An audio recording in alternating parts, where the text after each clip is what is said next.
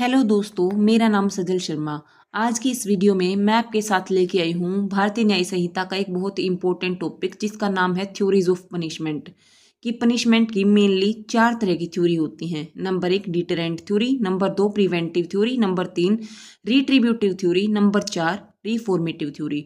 हम theories of punishment को जानने से पहले देखेंगे कि जो पनिशमेंट है उसको भारतीय न्याय संहिता के कौन से सेक्शन में डिफाइन कर रखा है और कौन से चैप्टर में डिफाइन कर रखा है।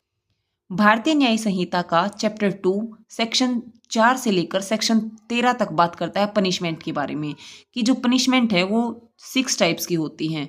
जो क्रिमिनल्स हैं उनको जो पनिशमेंट दी जाती है किसी भी ऑफेंस के कारण, तो क्या ऑब्जेक्ट होता है उसको पनिशमेंट देने का। तो इसके 2 ऑब्जेक्ट होते हैं। एक तो to protect the society from criminals, की हमारी सोसाइटी के अंदर जितने भी क्रिमिनल्स बढ़ रहे हैं, हमारी सोसाइटी को उन क्रिमिनल से प्रोटेक्ट करने के लिए। दूसरा to deter the criminals from commit crime, कि जो हमारी सोसाइटी के अंदर जो क्रिमिनल्स हैं उनको दोबारा से क्राइम कमिट करने के लिए, रोकने के लिए, कि उनको जो दोबारा क्राइम कमिट करते हैं उनसे रोकने के लिए उनको जो पनिशमेंट है वो दी जाती है। तो अब हम जो थ्योरीज ऑफ पनिशमेंट है उनको एक एक करके देखेंगे। सबसे पहले बारी आती है डिटरेंट थ्योरी की, कि डिटरेंट थ्योरी क्या होती है। तो सबसे पहले है डिटरेंट थ्योरी। इस थ्योरी को हिंदी में निवारक सिद्धांत भी बोला जाता है। इस थ्योरी के अकॉर्डिंग जितने भी क्रिमिनल्स हैं, अगर वो सोसाइटी में कोई भी ऑफेंस कमिट करते हैं तो उस ऑफेंस को दोबारा से सेकंड टाइम के लिए कमिट करने से रोकने के लिए इस थ्योरी को लेके आया गया हमारी सोसाइटी के अंदर, जिसको बोला जाता है डिटरेंट थ्योरी। कि जो क्राइम है उसको दोबारा कमिट करने से रोकने के लिए डिटरेंट थ्योरी लाई गई। तो डिटरेंट थ्योरी के अंदर जो पनिशमेंट है उसको एक एग्जाम्पल की तरह सेट कर दिया गया, कि जो क्रिमिनल टेंडेंसी के, क्रिमिनल प्रवृत्ति के जो लोग हैं उनके मन में एक एग्जाम्पल सेट हो जाएगा कि अगर वो क्राइम करेंगे तो उनको पनिशमेंट मिलेगी, ताकि वो दोबारा क्राइम ना कर सकें। इसलिए आई थी हमारी डिटरेंट थ्योरी। इसके आगे है प्रिवेंटिव थ्योरी। ये थ्योरी भी बिल्कुल डिटरेंट थ्योरी की तरह ही है, लेकिन ये थोड़ी एग्रावेटेड फॉर्म ऑफ पनिशमेंट है। इसमें जो क्रिमिनल्स हैं वो पनिश किए जाते हैं बाय डेथ और बाय लाइफ इम्प्रिजनमेंट। कि जब हमारी सोसाइटी के अंदर क्राइम को कमिट होने से रोकने के लिए ये प्रिवेंटिव थ्योरी आती है, कि जो क्रिमिनल्स हैं जो पनिश किए जाएंगे डेथ और लाइफ इम्प्रिजनमेंट के लिए, अगर वो दोबारा से क्राइम कमिट करते हैं।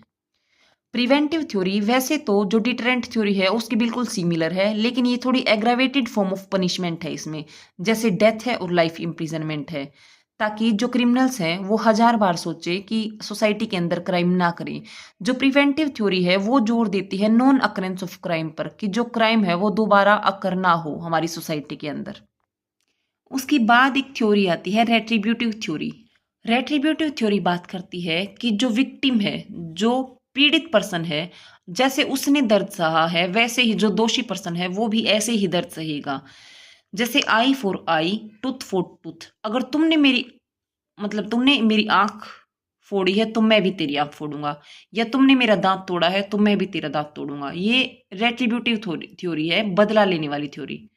कि जो दोषी है वो भी सेम मैनर में जो पेन है वो फील करेगा जो विक्टिम ने किया है। इसके बाद एक लास्ट थ्योरी आती है रिफॉर्मेटिव थ्योरी।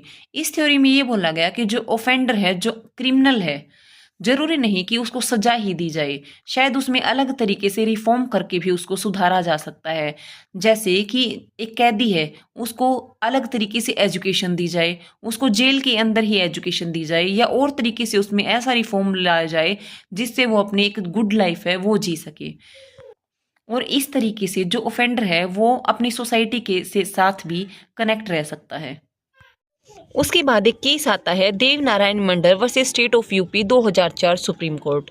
इस केस में जो सुप्रीम कोर्ट है उसने ये हेल्ड किया कि at the time of awarding sentence, कि जब किसी क्रिमिनल को कोई भी सेंटेंस अवॉर्ड की जाती है, मतलब कोई भी सजा दी जाती है, तो जो कोर्ट होती है उसके पास एक डिस्क्रिशनरी पावर होती है कि जो क्रिमिनल है उसको मिनिमम और मैक्सिमम लिमिट कितनी दी जाएगी सेंटेंस की।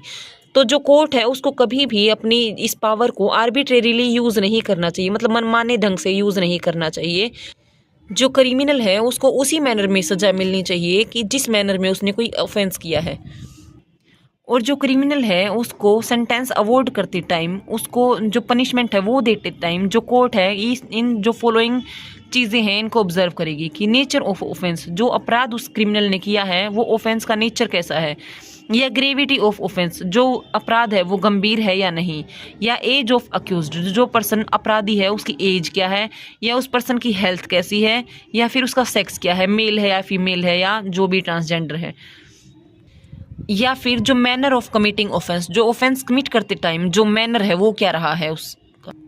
The court has to consider that the sentence awarded should not be excessively harsh of law, कि जो क्रिमिनल है उसको जो सेंटेंस, जो सज़ा उसको दी जाती है, जो पनिशमेंट उसको दी जाती है वो ज़्यादा कठोर भी नहीं होनी चाहिए। तो इसी के साथ मेरी वीडियो एंड होती है दोस्तों। अगर मेरी वीडियो आपको अच्छी लगे तो लाइक करना, शेयर करना, सब्सक्राइब करना। Thank you so much.